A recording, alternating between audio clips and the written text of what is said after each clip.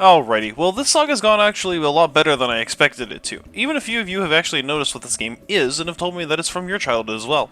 That's great to hear, as it was a big part of my childhood as well. I do plan on coming back to revisit it for some other challenges later, but for now, let's get into the last part of this series.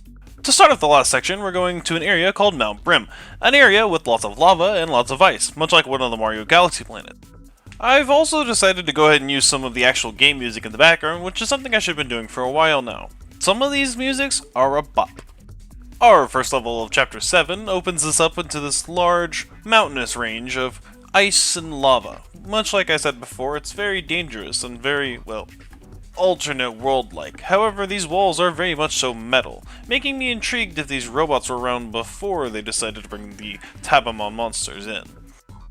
The goal for this level is quite simple, and actually quite the opposite to one of the water levels we had done earlier. We have to make it to the summit of the entire mountain. There, we should hopefully be able to find the mysterious legendary orb that hopefully is still around, but most likely isn't. As you just saw, I did have to use a little bit of a damage boost to get over this gap, as I wasn't quite able to make it with my current size. This will happen a few times throughout the level, but none of them, unfortunately, were unclearable. Again, we come back to another point of the game's level system being a little bit sporadic, though. Here, we're able to easily split the corn mob into multiple pieces that we can eat easily, but when we get into this carrot-like enemy, yeah, it requires 2 pops, because for some reason he's still a higher level than us, even though we've eaten everything up to this point. I don't really get why there's so much variety, and how this exactly helps my situation. I guess it's probably harder because it's later, but whatever. We progress and level up and move on anyways. Okay, so I might have lied, or at least had forgotten up to this point. If you were here for the entire series, you would know that in the first episode I made a comment that this watermelon enemy only spawned in 2 levels, at least that's what I could remember. Now, from what I could tell, this is the 4th time we've run into him, so maybe he's not quite as unique as I thought he was, but he's still kind of a cool enemy nonetheless. Oh, so this level wasn't really that complicated. It was a lot of back and forth, but this ledge was honestly the hardest part of this level. How did we get past it, you say? Well, we just bashed our head into it long enough, and eventually we managed to kind of just wander our way upwards. You know, fun how that works. After that, we used the geysers that are conveniently placed to help us get back upwards and get out of here, to finally beat the level.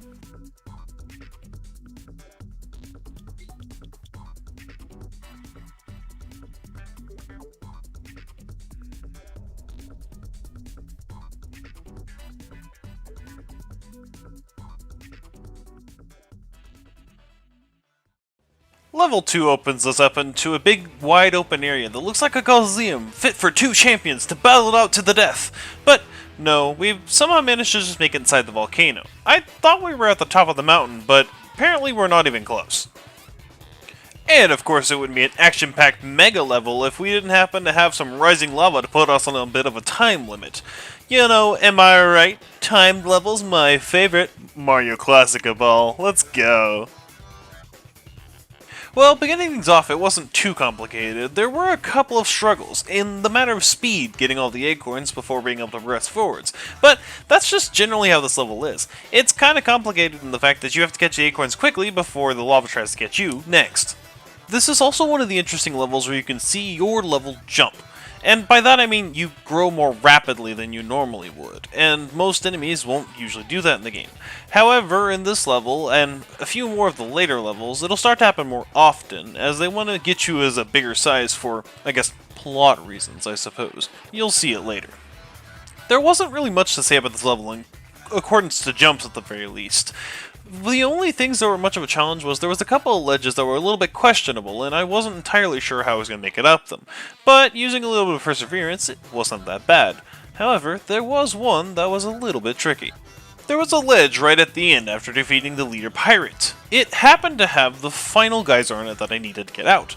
However, it seemed as though it was just too high enough for me to be able to progress over without needing some sort of jump. I figured I could potentially damage boost up there, but the lava wasn't quite high enough. So I decided to wait it out a little bit longer and try and press my face into it a little bit more just to see if it'll work. I didn't think anything was going to change, I was just going to wait on the lava to rise a little higher, but for some reason it decided to just work all of a sudden. So there's that, I guess. Alright, it's time for the boss pirate. And you remember how I said that second level looked like a giant arena for things to fight in? Well, let me just say, this one is definitely arena for things to fight in, and the boss can tell you that for sure. Oh, and hey look, Don Onion actually made it here before I finished off his boss fight. Looks like I can do it in front of him this time so I can humiliate him. If you couldn't tell before, you can definitely tell now that this is a sumo ring, and pushing your enemy out of the ring will actually, instead of getting them out, cause them lethal damage. My best type of fighting! For most of this fight, he tries to just suck you up or blow you off the map. He's trying really hard to get you out of the arena so the lava can finish the job for him. I mean, again, this is a kid's game, so the boss fights can't be too complicated, but I would have thought this could have been a little bit more interesting. Here, let me show you how it's done. First, you hit your enemy, make them real mad at you, and try to get them to run towards the edge. Once they're on the edge and they're unbalanced, you knock them in the lava, and it deals some serious damage and burns them to a crisp. Ah, sushi. Wait, this isn't sushi. There's no raw fish. I guess this is just a rice ball roll, huh? Now, while I did say this was a boring boss, he does have the unique mechanic of you have to push him in the lava for his last few hits, otherwise you can't finish him off because this level will not drain far enough. I didn't know this before, and I could be making this up, but from what I could tell, I was never able to get his level to go low enough for me to actually be able to just eat him without sinking him in the lava first. Now, with his 7th and final boss defeated, he has no more of the legendary orbs. He can't stop us. We are undefeated! Now what's gonna happen? Oh, he actually wants to sign a little bit of a treaty and give us some food. Ooh, how nice! We just have to go to this middle area that's very clearly not a trap, and ascend, I guess? To space! Where we're going to go eat some appetizers. How lovely. Well, it opens us up into an area that looks like a bunch of pots floating in the sky, and the Great Elder is telling us how he hasn't been to a picnic like this in such a long time. Now, with that being said, this all looks scrumptious, but Don Onion decides to make a little bit of an entrance to crash the party. And wait, what is this? That television. It looks familiar. Almost like it looks like some other game that has a similar type of tone. One that has a TV in the top right corner as you're running through levels and I don't know, I just can't think of what that game is all of a sudden. Huh, I don't know what it was, but I bet this game was the game that made it cool. At least that's my headcanon. Anywho's, after a long and drawn-out conversation with this Don Onion on the TV, he tells us his evil plan is to go back and collect the legendary orbs all over again while we're distracted with his new enemies. I'll give you 3 guesses as to what this level is like. Is it A, a long, drawn-out level to try and stall us long enough for him to steal the orbs? Is it B, a level that's going back and uses some mechanics from previous levels for fun? Or is it C, a long, drawn-out boss rush? You know, like every great game has. If you said C, you would be absolutely correct. It's a boss rush! And don't you worry, we're going to fight all the bosses, not just the leader pirates. But those will come in just a moment. Area 1 starts off plain and simple, but we did have to make a quick restart because of the acorn on the left over there. I needed an enemy in order to get up there without jumping, but it was pretty simple once we restarted. Alrighty, I suppose that means it's time for a quick refresh on all the boss pirates. I mean, the leader pirates, excuse me. And of course, every single one of them, the Great Elder has to tell me their name of as soon as I enter the area. This first one is Melanie. If you didn't already know that, I didn't either. Just learned that now. Guess I should have read that at the beginning, huh? The second leader pirate that we fought was Cactuleus. I can't tell if they were going for like a Galileo type thing or whatnot, but it's an interesting name nonetheless. Up third is the boss known as Sea Urchin. It's split up into 3 parts, which makes it sound like it's a question, or like you forgot his name, so is it Sea or Chin? Who cares? The next boss is Red Cabbage, and I thought this might be a pun for a bird's name. Like, obviously it's Red Cabbage, but like, it would be so funny if it was a bird's name as well. It would be really good, but unfortunately when I tried to look at any of the wikis, there's no information. I hope you didn't think Melanie was special, because here's Zombie Watermelony. Wow, that's very unoriginal. Unlike the next enemy, the Parfait Knight. Could totally see this being like a fighter's name in a brawling game.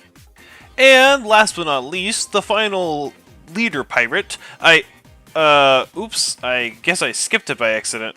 Well, I'm kinda too lazy to go back right now, so if you want to find out the name of that one, you'll have to look it up on your own. Hey, so I know there's a good chance that you're busy, and I might be interrupting what you're watching right now, but I wanted to ask you real quick that if you're enjoying the content, to please subscribe. It's a small channel, but I really enjoy making these videos. However, it's kind of hard to get them out consistently as I don't have a lot of extra free time. So when I can get them out consistently, I hope you guys enjoy them. Of course, as you could probably guess, the next area is going to be a boss rush of all the actual bosses in the game, followed by the actual boss in the next level. But we'll see him in a moment. Oh my gosh, he has so many TVs! Man, he's obsessed with these things. He must have some serious money somewhere. Real quick though, the acorns in this level are a bit of a waiting game. You could technically try and get them faster, but all of them, or at least most of them, exist in this main hub area where the gravity goes up and down, or out in the little bit of vacuum of space before the boss fights. Now, don't ask me how I can survive in space, nor how these acorns can still survive, but they do exist, it just takes a little while. Just to give you a frame of reference, this is at about 12 times speed. With that said and done, we take the first portal and go meet up with our old pal, Brocco Lee. We brawl him to death and make him bawl his eyes out.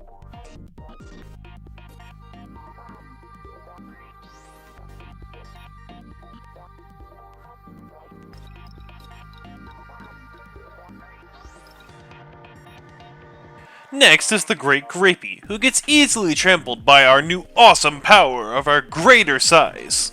This time we can actually knock out his grapes with only one hit rather than 3, like it did in the original boss fight. Probably to speed things up a little bit, but I like to think we're just a lot more powerful now.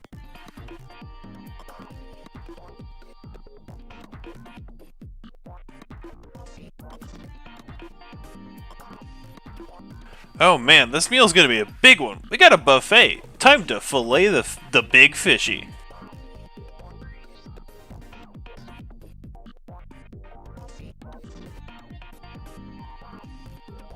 It's time for Heli Cantaloupe. More like Heli Can't-a-lope, am I right? Okay, that was pretty bad. You have every right to boo that one. But, like, come on. They really thought this guy was gonna get me of all things? Now, while Thriller Mushroom isn't that much harder, he definitely has a bit more variety in his attacks. You know, the Thriller! Okay, I won't pull that again. But anyways, he goes down in Ascension, we move right along. Alright, our next boss is the Big Choco, and much like the Great Grapey, we're easily able to hit him out in one attack. But I want to address this line real fast. Do you see where it says he used to be a space pirate himself? That makes me wonder, who started the Space Pirates? When did he join? When did he leave? This just feels like there's a giant plot hole here for some reason. And we're never going to address it again because there's no alternate games for this series. Although I do wish they kind of made a sequel or a prequel even, where you're just playing as the Great Elder and discovering how he became the Great Elder and what he did before that. That'd be kind of an interesting game, actually. Anyways, we melt the Great Choco in a pool of our stomach acid and move on to the final boss rematch of this area, the Rice Baller. And he is definitely not ballin', just fallen into that hot lava where he's gonna get destroyed. Am I right? Okay, I'll stop with the funs for now. Now, this is where they could have easily just ended the level. They could have been like, oh, you ate all the boss pirates, now we're going to spawn you back on the planet. But no!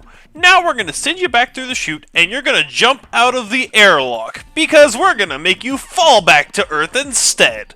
Sure! Whatever. Excuse me, not Earth. Starving. You know what I meant.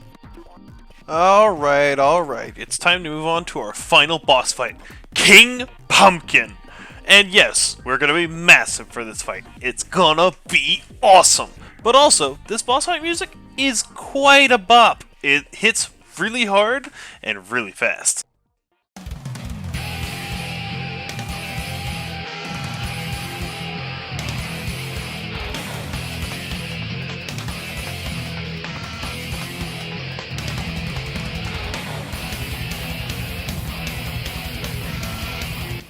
That's not too bad of a boss theme if I have to say so myself. Out of most of the games I've played before, it's pretty decent, especially for its time. Alrighty, so let me start off by explaining the gimmick of this boss. All of them have one, as you know. This one's pretty simple. As you can see, each of the 7 islands has a specific color aligned with it, and you have to use that island's energy in order to break through the shield and deal damage to the boss. You know, like using a giant spirit bomb by gaining the energy of people around you. You use the energy of the islands and they'll help you get to the boss. They want to be saved just as much as you do. I'm just not realizing this, and I feel like I should have realized this much sooner, but the order of the islands is not random. How it may feel random, but it's just mainly because the islands are a little bit mixed up. You actually just do them in the order that you did them in the original place. First was green for the forest area, second was yellow for the desert, the third one is blue for the aqua area, the fourth one is a bit of a different green for the sky islands and floating windmills, fifth was purple for the haunted house vibe, which fit really well, mind you, sixth was the orange one for the Candyland-like area, and last but not least was red for the hot and cold area. Once you manage to get all of his shields down, he'll then continue to try and knock you backwards while summoning bosses to attack you. This is just to prevent you from being able to damage him, however, if you survive long enough, he'll begin to fatigue himself out and give you an open spot to hit him directly in the mouth. After hitting him enough times to knock off parts to start gaining size, you can begin to gain on him, and eventually manage to get large enough to be able to eat him. But before that happens, something interesting also happens. Once you get large enough, you can actually start eating the lands you sought out to protect in the first place, making you the menace instead of the boss. I don't know if this is a better solution or not, but I'm sure they're tasty.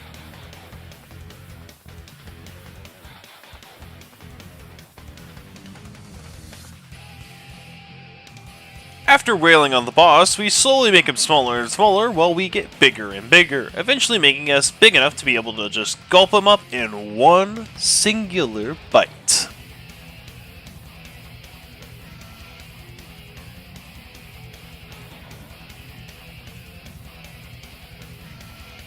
And with that, the final boss is defeated, but not without leaving us a few more words of advice, and also one last cutscene.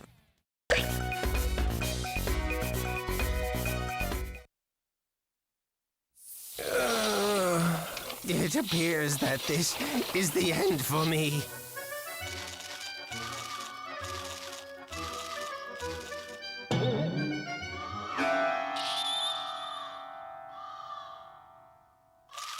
What in the world is going on here? Till we meet again, Great Elder! Hey, that's my house! What do you think you're doing? Come back here! He'll never be able to catch me! Ah, where did you two come from? No!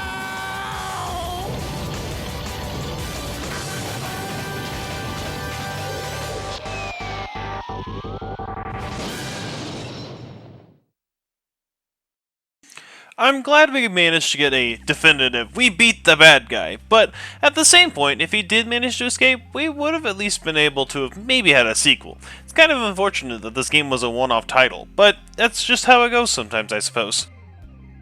So I suppose I should go over a few more things before I finish this video. What were my final thoughts on this game? Well, to be honest, against the test of time, I would say this game is still pretty decent. It's still a really good title, and it keeps up pretty well. The game is fairly easy, as it is meant for kids, but under normal circumstances of being a kid's game, it's quite enjoyable, and lovely art style as well. In terms of challenge and replayability, most people probably wouldn't play this game more than maybe twice in their lifetime.